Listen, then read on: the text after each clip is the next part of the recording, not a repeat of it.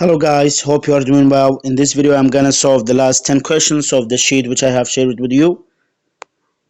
31, a 2.5 molarity of HCN is, guys, such questions from the concentration we have to, the number, if it's above 1 it becomes a concentrated, if it's below 1 it's a dilute. So this solution is a concentrated, so C and D must be cancelled out, and the concentrated for the weak and strong electrolyte we have to take from the identity of the compound. HCN is a weak acid and the weak acids are weak electrolytes, so A is the correct answer, which is a concentrated and weak electrolytes.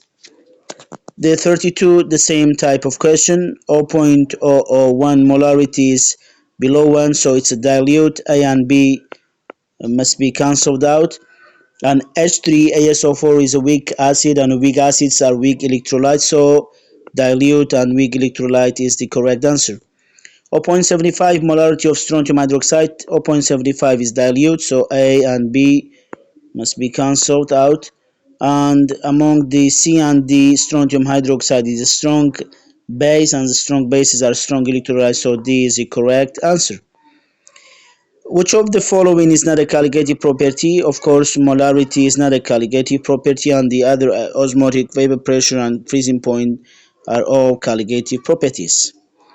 Question 37. If freezing point of a KCO is minus 33.72, what will be the freezing point of calcium nitrate solution? Assume both solutions they have the same concentrations, equal concentrations. So this assumption is given by the question. We can use the molality of the KCO to the solution of calcium nitrate.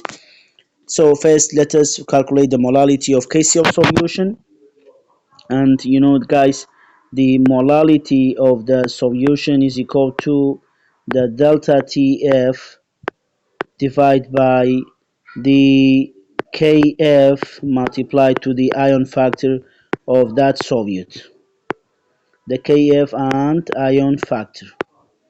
So the delta TF here simply is equal to the freezing point of a solution, because the solvent is water.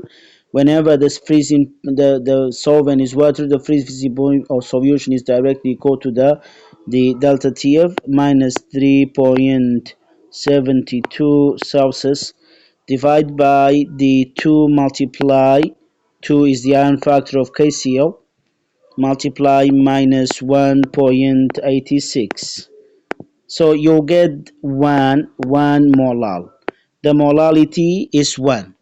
So let us calculate the freezing point of calcium nitrate solution by using this 1 molality from the KCl solution.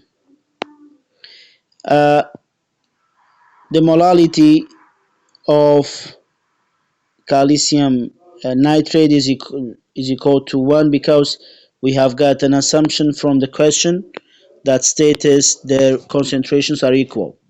So calcium nitrate is CaNO3 by 2. NO3 by 2. It has got 3 ions, so the ion factor of calcium nitrate is 3. So its delta TF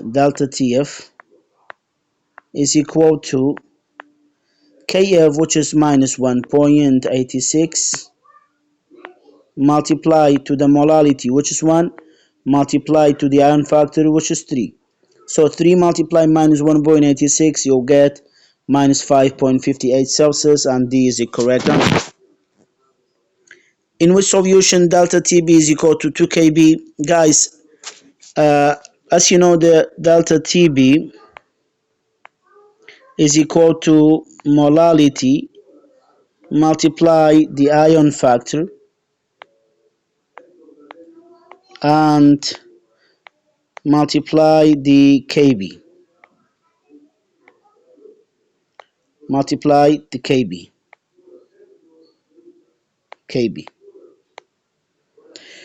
So guys, the kb here is written. The kb is written, and the 2 in front of the kb should be the multiplication of the ion factor and molality. So the multiplication of the molality, the given molalities, with the given ion factors should be equal to 2 in order to get the 2 kb. 1 multiply the ion factor of sugar is 1, you will not get 2, so it's 1. 0.1 multiply the ion factor is 3, is not equal to 1, is not equal to 2, sorry. C 0.2 multiply ion factor is 4, is not equal to 2, is equal to 8, 0.8, sorry. 1 multiply the ion factor of calcium sulfate is 2, 2 multiply 1 is equal to 2, so D is the correct answer because you'll get the multiplication of ion factor by molality which is equal to 2. The question 37, which of the following has highest boiling point? Assume all have the same concentration. Guys, having the same concentrations, so we have to pass to the ion factors. The highest ion factor will get the highest boiling point. So the A has got 2 ion factors, B 3 ion factors, C 1.1 ion factor, and D 1. So B is the correct answer, which has got 3 ion factors. For the question number 38, it's the critical thinking. Uh, Stated that the in which of the following the predict the order of boiling point elevations from lowest to highest while the freezing point depression is given. Guys, from this, let me draw the plot of the freezing point of each solution, 0 Celsius, which is the solvent, and the -1.2 -1.2 Celsius for the B solution. This is solution of B, and -2.3 for solution A, and -4 for solution -4.1 for solution C. So the highest delta TF, you'll get the highest delta TB. So let us calculate the delta TFs, and then we'll get, let us order according to delta TF, you'll get the order of the delta TB as well. The B, A, and then C. This is C, A, and B. So from lowest to highest is what? The order is as follow. The B is the lowest, followed by A, which is higher, and followed by C, which is the highest. Highest delta TF. I mean, this order is the order of the delta TF, and it's the same as the order of the delta TB because delta TF and delta TB are directly proportional to each other because both are directly proportional to the molality. So which one is correct? A is not correct. Why? Because it stated that A higher than B, but B is not higher than C. Respectively, we need a respect from lowest to highest. C higher than B, B higher, no, it's not higher than C. B smaller than C, and C higher than A. This is not respectively the order. D is the correct answer. D is the correct answer. Why? Because B followed by A and A followed by C, which is the correct order of the delta TB from the lowest to the highest. Guys, ions with higher charge have, we will discuss about this, we haven't studied yet. Those ions which they have higher charges, for example like MgSO4, guys, they have positive 2 and negative 2, positive 2 and negative 2. NaCl, they have positive 1 and negative 1.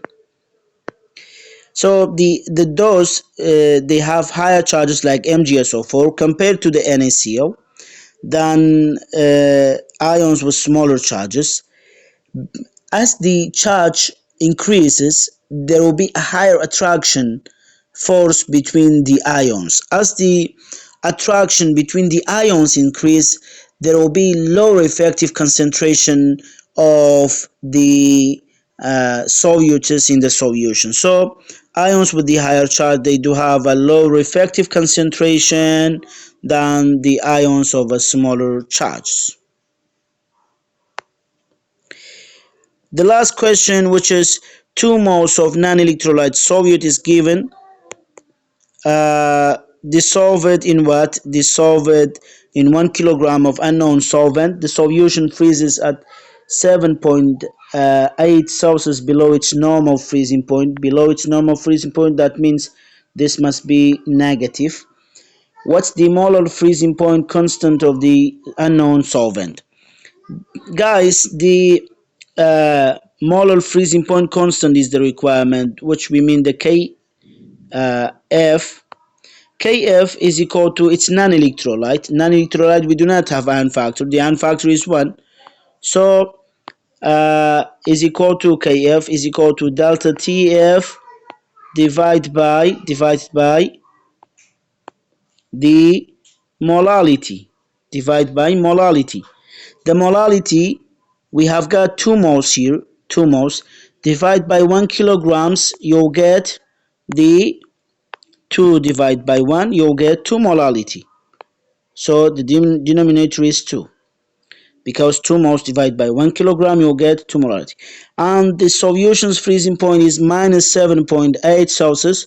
That would be the same as the delta TF. Why? Because we do not know the solvent, and we have to assume that the delta TF is equal to the freezing point of a solution. So minus 7.8 is the delta TF. And then the minus 7.8 is the delta TF. So if you divide the minus 7.8 among 2, you'll get minus 3.9 Celsius per molality, which is the correct answer. Thank you for the attention, guys.